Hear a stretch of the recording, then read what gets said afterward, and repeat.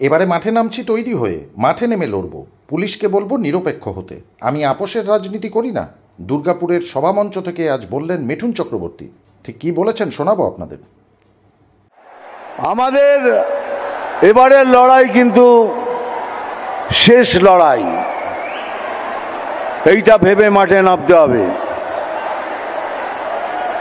শেষ লড়াই মানে জীবন প্রাণ দিয়ে লড়তে হবে। আমি সেই লড়াইয়ের কথা বলছি। আমাদের সাথে রয়েছে আমাদের প্রিয় প্রধানমন্ত্রী মোদী সাহেবের আশীর্বাদ। আমি থাকবো, আপনারা থাকবেন, সবাই মিলে একসাথে এই সংগ্রামে নিয়ে নামবো। আমাদের এই ইলেকশন জিততেই হবে, যেভাবেই হোক জিততে হবে। তাহলে কি নিয়ে কথা বলবো? দুর্নীতি। দুর্নীতি তো ভরে রয়েছে, একটা ফাঁক থাকলে তো বলবো। একটা ফাঁকও নেই দুর্নীতিতে। তাহলে কি নিয়ে কথা বলবো? মা বোনেদের ইজ্জত নিয়ে সেখানেও কথা বলার উপায় নেই। কিন্তু পশ্চিমবঙ্গের ছেলে আমি, পশ্চিমবঙ্গের মা বোন সবাই আমার, তোমরা আমাদের।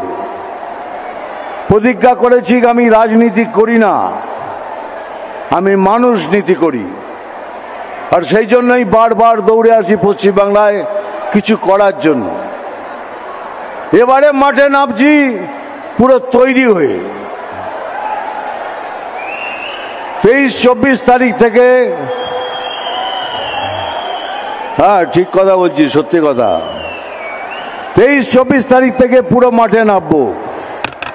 আপনাদের সাথে থাকবো, আপনাদের সাথে কথা বলবো, আপনাদের প্রবলেম জানবো, মাঠে একসাথে নেবে লড়াই করব। আর এই লড়াই পশ্চিমবঙ্গ অনেকদিন মনে রাখবে। বিজেপি হেরে যাওয়ার প্রার্থী নয়, বিজেপি হেরে যাওয়ার প্রার্থী নয়। খালি বারবার তো তাই বলি যে পুলিশকে একটু নিরপেক্ষ হওয়ার কথা বলুন।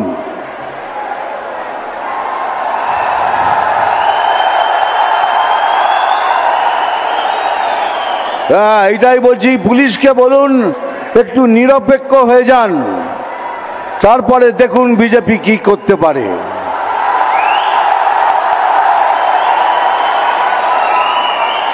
ये जो आवाज हमने उठाई है, ये आवाज मेरे साथ रहना चाहिए, क्योंकि मैं कॉम्प्रोमाइज पॉलिटिक्स नहीं करता। मैं जिंदगी में कॉम्प्रोमाइज पॉलिटिक्स नहीं की है। तो इसीलिए कहता हूं कि ताकत तो हमें भी है, लेकिन हम फालतू का जोर किसी पे नहीं करते। हम किसी को नहीं कहते हम आपको मारेंगे पीटेंगे, कुछ नहीं। लेकिन ये मत समझना हम कर नहीं सकते। हम डरपोक लोग नहीं हैं। खाली पुलिस को बोलिए एक बार आप निरपेक्ष हो जाइए।